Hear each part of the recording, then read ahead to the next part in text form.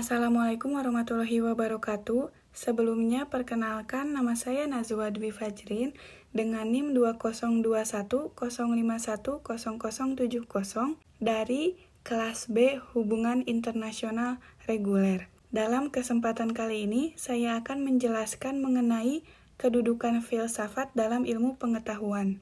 Sebelum menjelaskan hal tersebut, saya akan terlebih dahulu menjelaskan mengenai apa itu filsafat. Filsafat merupakan pengetahuan dan penyelidikan dengan akal budi mengenai sebab-sebab, asas-asas hukum, dan sebagainya daripada segala yang ada dalam alam semesta ini ataupun mengetahui kebenaran dan arti dari adanya sesuatu.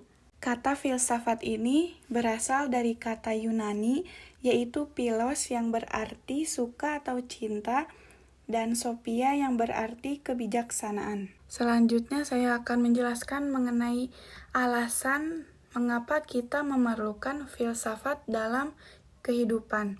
Yang pertama yaitu filsafat dapat membantu manusia dalam mengambil keputusan dan tindakan dalam kehidupannya. Kemudian filsafat sedikit banyaknya dapat mengurangi kesalahpahaman dan konflik dalam hidup. Dan yang terakhir yaitu filsafat sebagai dasar menghadapi banyaknya kesimpang siuran di berbagai hal dalam dunia yang selalu berubah. Selanjutnya saya akan menjelaskan mengenai kedudukan filsafat dalam ilmu pengetahuan.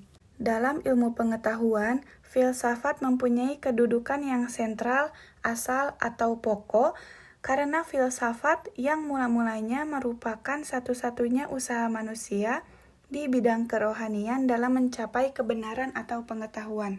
Sehingga filsafat disebut sebagai induk dari ilmu pengetahuan yang melahirkan banyak ilmu yang pembahasannya sesuai dengan apa yang telah dikaji dan diteliti. Seperti yang sudah kita ketahui, dalam proses pendidikan pasti akan memunculkan atau melahirkan masalah-masalah kependidikan. Semua masalah tersebut pasti dapat dicari jalan keluarnya. Namun tidak semua masalah kependidikan dapat dipecahkan dengan menggunakan metode ilmiah semata, karena banyak di antara masalah kependidikan tersebut yang merupakan masalah dengan pertanyaan filosofis di dalamnya, yang mana memerlukan pendekatan filosofis pula dalam pemecahannya. Analisa filsafat terhadap masalah kependidikan tersebut dengan berbagai cara pendekatannya akan dapat menghasilkan pandangan-pandangan tertentu mengenai masalah kependidikan tersebut. Dan atas dasar itu, bisa disusun secara sistematis teori-teori pendidikan. Jadi, pada dasarnya, filsafat ilmu bertugas memberi landasan filosofi untuk minimal memahami berbagai konsep dan teori suatu disiplin ilmu, sampai membekalkan kemampuan untuk membangun teori ilmiah. Tidak hanya itu, saya juga akan menjelaskan mengenai perbedaan di antara ilmu pengetahuan dan filsafat mengenai metode dan objek studinya. Ilmu pengetahuan, mereka menyelidiki masalah dari satu bidang khusus dan menggunakan metode observasi dari fakta yang diamati. Sedangkan filsafat berpikir sampai di belakang dengan fakta-fakta yang sangat nampak atau nyata.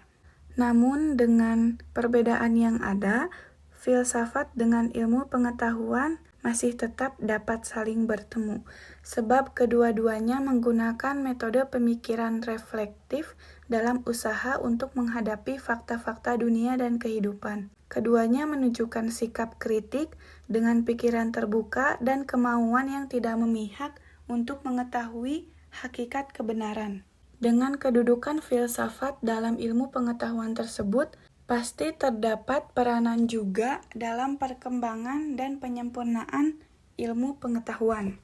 Yang pertama yaitu filsafat meletakkan kerangka dasar orientasi dan visi penyelidikan ilmiah. Kemudian filsafat menyediakan landasan-landasan ontologis, epistemologis, dan aksiologis ilmu pada umumnya. Kemudian filsafat ilmu melakukan kritik terhadap asumsi dan postulat ilmiah serta analisis kritis tentang istilah-istilah teknis yang berlaku dalam dunia keilmuan.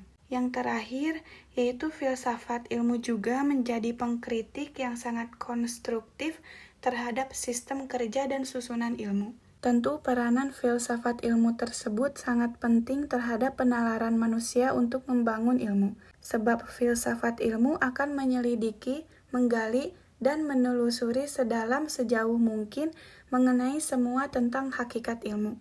Sekian yang dapat saya jelaskan dalam kesempatan kali ini. Mohon maaf apabila ada kesalahan dalam penyampaian. Terima kasih. Wassalamualaikum warahmatullahi wabarakatuh.